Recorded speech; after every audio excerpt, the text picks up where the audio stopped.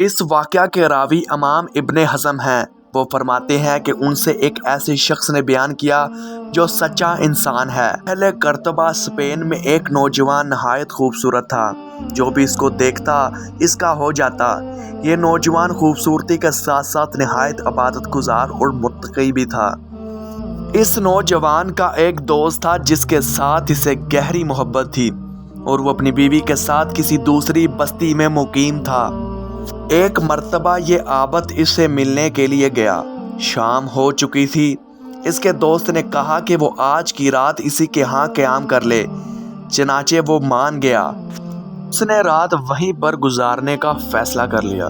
اتفاق سے رات کے وقت اس کے دوست کو ساتھ والی بستی سے کسی اہم کام کے لیے بلاوا آ گیا، اور وہ اسے یہ کہہ کر چلا گیا کہ تم میرا انتظار کرو، میں تھوڑی ہی دیر میں واپس آ جاؤں گا۔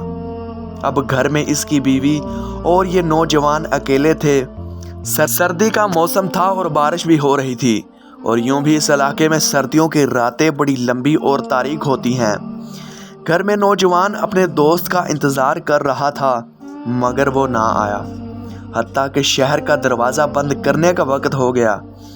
اس کو کوئی ایسی مجبوری آن پڑی کہ وہ نہ آ سکا۔ ادھر اس کی بیوی کو یقین ہو گیا کہ اس کا خاوند رات کو واپس نہیں آئے گا، چنانچہ اس نے بناؤ سنگار کیا اور اس نوجوان کے پاس جا کر بیٹھ گئی اور اپنے آپ کو پیش کیا۔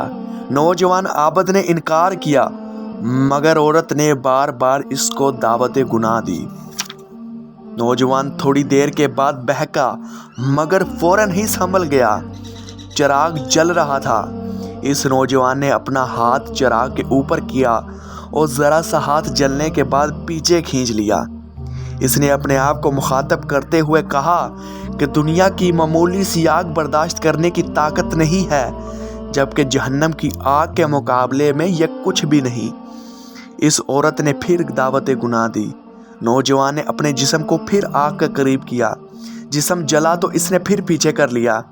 اسی طرح جب بھی اس کو گناہ کا خیال آتا، وہ اپنے آپ کو آگ کے شعلے کے قریب کرتا اور ذرا سی حدت برداشت کر کے اپنے آپ کو پیچھے کر لیتا۔ غرض کہ ساری رات اس نے اسی طرح جاگتے ہوئے گزاری اور توبہ اور استغفار میں گزار دی۔ صبح ہوئی تو اس کا انگوٹھا آگ کی لپٹ سے سیاہ ہو چکا تھا۔ یقیناً وہ نوجوان کامیاب ہو گیا۔ اللہ پاک اس سے راضی ہو گئے۔ ہمیں بھی چاہیے کہ اپنے اندر ایسا ایمان پیدا کریں